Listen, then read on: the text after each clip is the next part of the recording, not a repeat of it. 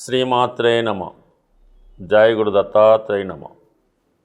ఈ వీడియోలో మనం వృశ్చిక రాశి వారికి త్రైమాసిక ఫలితాలు జనవరి, ఫిబ్రవరి, మార్చి ఎలా ఉంటుంది అని తెలుసుకునే ప్రయత్నంలో ముఖ్యంగా ఈ 3 నెలల్లో కొన్ని ప్రధానమైనటువంటి మార్పులు జరుగుతున్నాయి. అందులో ప్రధానంగా ఏంటంటే గురుగ్రహం. ప్రస్తుతం గురుగ్రహం ఈ రాశి వారికి అష్టమ స్థానంలో సంచరిస్తున్నాడు. అష్టమంలో ఏ గ్రహం వచ్చినా దానివల్ల కొన్ని ఇబ్బందులు, నష్టాలు, అపవాదులు, అపకీర్తి ఇలాంటివి జరుగుతుంటాయి. అయితే మరి కొన్ని శుభ ఫలితాలు కూడా ఇస్తుంటాయి.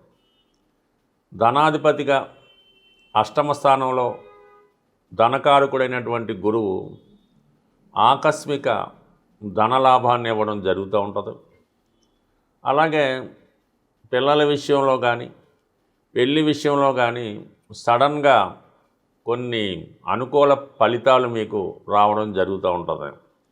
ఏదైనా ఒక డౌరీ రూపంలో కానీ, భరణం రూపంలో కానీ, ఇన్సూరెన్స్ రూపంలో కానీ, లేదంటే వారసత్వంగా మీ పెద్దవాళ్ళు ఏమైనా ఆస్తి రాయటం వల్ల కొన్ని అన్ఎర్నెడ్ ప్రాపర్టీ అంటే మనది కానీ ధనం, అది ప్రైజ్ మనీ అవ్వచ్చు, పెద్ద మొత్తంలో ఏదైనా సెటిల్మెంట్ ద్వారా మనకి గిఫ్ట్ రూపంలో రావచ్చు, కొంతమందికి లంచం రూపంలో రావచ్చు, కొంతమందికి గుప్త నిధుల ద్వారా వచ్చే అవకాశం ఉంటుంది. సో ఈ విధంగా మనది కాని సంపద దొరుకుతూ ఉంటుంది. సో ఈ విధంగా కేవలం ఈ సంపద, ధన సంపద క్యాష్ రూపంలోనే కాకుండా మరి ఏదైనా ఒక రూపంలో కూడా వచ్చే అవకాశం ఉంది. ఒక స్త్రీ రూపంలో అదృష్టం కలిసి రావచ్చు, ఒక సంతాన రూపంలో అదృష్టం కలిసి రావచ్చు. ఏదైనా ఇటువంటి స్థితి ఉండగా మరి ప్రస్తుతం ఇవన్నీ కూడా మన వృశ్చిక రాశి వారికి రావటం లేదు. ఎప్పుడూ ఆర్థికపరమైన ఇబ్బందే నడుస్తూ ఉంది.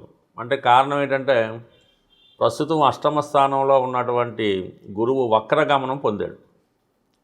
ఈ వక్రగమనం పొందడం వల్ల ఏమవుతుంటుందంటే ఏ ఫలితాన్ని మీకు పర్ఫెక్ట్గా ఇవ్వలేకపోతుంటాడు, వచ్చిన ఫలితం మధ్యలో ఆగిపోతుంటుంది.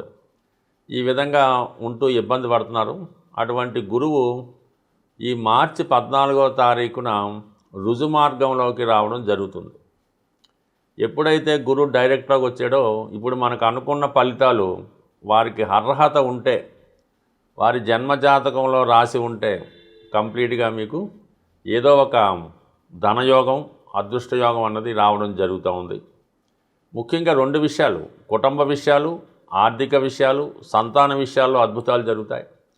ఎస్పెషల్లీ మీలో ఉన్నటువంటి టాలెంట్కి పంచమ స్థానాధిపతిగా ఒక గుర్తింపు రావడం జరుగుతుంది. ఒక విద్వత్తు, మీలో ఉన్నటువంటి టాలెంటు విద్వత్తుకి గుర్తింపు రావడం జరుగుతుంది. మీరు సినిమా రంగంలో ఉన్నా, రాజకీయ రంగంలో ఉన్నా, ప్రభుత్వ ఉద్యోగంలో ఉన్నా, లేదంటే ఒక నిరుద్యోగ మీరు ఏదైనా కాంపిటేటివ్ ఎగ్జామ్స్ రాస్తున్నా, లేదు మీరు ఏదైనా ఈ సంవత్సరం విద్యార్థులైతే మెడికల్ ఎంట్రన్స్కి ప్రిపేర్ అవుతున్నారు అనుకుందాం. కంపల్సరీగా ఈ ఎవరైతే వృశ్చిక రాశిలో మగపిల్లలు కానీ, అమ్మాయిలు కానీ, అబ్బాయిలు కానీ మెడికల్ కోసం ప్రిపేర్ అవుతున్నవారంటే వృశ్చిక రాశి వారికి సాధారణంగా మెడికల్ మీద ఇంట్రెస్ట్ ఉంటుంది. వీళ్ళకి మ్యాథమెటిక్స్ అంటే కొద్దిగా కన్ఫ్యూజ్గా ఉంటుంది. అందువలన వీళ్ళు సైన్స్ ఎన్నుకుంటుంటారు, ఫార్మా, మెడికల్. అటువంటి వాళ్ళకి ఈ సంవత్సరంలో 100% సీట్ గ్యారంటీగా వచ్చే అవకాశం ఉంది. అంటే మే 31 లోపు వాళ్ళకైనా పరీక్షలు, ఇంటర్వ్యూలు వగైరా వగైరా ఉంటే మే 31 లోపు వాళ్ళకి కోరుకున్న దాంట్లో, అటు మెడికలే కాదు, మీరు ఏ కాంపిటేటివ్ ఎగ్జామ్స్ రాసినా కంప్లీట్గా మార్చి 14 నుంచి ఈ వండర్స్ జరిగే అవకాశం ఉండదు. అలాగే మీకు మంచి గుర్తింపు కూడా వస్తుంది. దాంతోపాటుగా శుక్రుడు ఈ రాశి వారికి మరి సప్తమ వ్యయాధిపతిగా అవుతుంటాడు. సప్తమం అంటే జీవిత భాగస్వామి, వ్యయం అంటే ఖర్చులు, లగ్జరీ అనుకుందాం. ప్రస్తుతం శుక్రుడు మీకు కంబస్ట్ అయి ఉన్నాడు. అంటే శుక్రమార్జ్యం రావటం వలన భార్యాభర్తల మధ్య కొంత విభేదాలు, అగాధాలు లాంటివి వస్తాయి. ఎందుకంటే ఎవరికో వాళ్ళకంటే శుక్రుడు స్త్రీకారకుడు కాబట్టి సాధారణంగా స్త్రీలకి అనారోగ్య సమస్యల కారణంగా మరేదో ఆర్థికపరమైనటువంటి ఇబ్బందుల వల్ల అయితేనే కొన్ని అసహనం వల్ల లేదంటే ఏదైనా వాళ్ళకి ఒక ఎదురంటి ఇబ్బంది రావడం వల్ల వివాహ జీవితంలో కొన్ని సమస్యలు తలెత్తుతూ ఉంటాయి. ఇగో ప్రాబ్లమ్స్ వస్తుంటాయి అన్నమాట. వాళ్ళు ఏదో గొప్ప మీరు గొప్ప అని కొద్ది విభేదాలు రావడం వల్ల కొంత సమస్యలు లోనవుతుంటారు. అటువంటి శుక్రుడు ఫిబ్రవరి 14 నుంచి శుక్రమౌఢ్యం వెళ్ళిపోతుంది కాబట్టి కొంత రిలీఫ్ రావడం జరుగుతుంది. అటు ఆర్థిక పరంగా కానీ వివాహ జీవితంలో కానీ స్త్రీలకైతే ఆరోగ్యపరంగా కొంత ఇంప్రూవ్మెంట్ అన్నది రావడం జరుగుతూ ఉంటుంది. ఇదే శుక్రుడు మార్చి 1వ తారీఖు నుంచి 25 మధ్యలో మీనరాశిలో ఉచ్చస్థితిలోకి వెళ్ళడం జరుగుతుంది. అక్కడ ఉన్నటువంటి శని భగవానుడితో కలియడం వల్ల కంప్లీట్గా ఈ వృశ్చిక రాశిలో ఉన్నటువంటి స్త్రీలకి 100కి 100 పాళ్ళు ఉద్యోగ అవకాశాలు రావడం జరుగుతూ ఉంటుంది. లేదా పాత ఉద్యోగంలో మారి కొత్త ఉద్యోగంలో ప్రవేశించడానికి కూడా కారణం అవుతూ ఉంటుంది. దాంతోపాటుగా మీరు మగవాళ్ళై ఉంటే మీ భార్యకు కానీ మీ ప్రథమ సంతానానికి కానీ స్త్రీలై ఉంటాయి, వాళ్ళకి ఉద్యోగ ప్రయత్నాలు చాలా వరకు ఫలించే అవకాశం ఉంది. ఎస్పెషల్లీ ఈ వృశ్చిక రాశి వారికి మీలో ఉన్నటువంటి ప్రేమ వ్యవహారాలు, లవ్ అఫేర్స్ ఏదైనా ఇష్టమైనటువంటిది ఏదైనా ఉంటే అది మీకు సక్సెస్ అయ్యే అవకాశం ఉంది. అయితే పంచమంలో శుక్రుడు వచ్చినప్పుడు స్త్రీల వలన అభిమానం కలుగుతూ ఉంటుంది, స్త్రీలతో సాంగత్యం పెరుగుతూ ఉంటుంది, వాటితో పరిచయం పెరుగుతూ ఉంటుంది.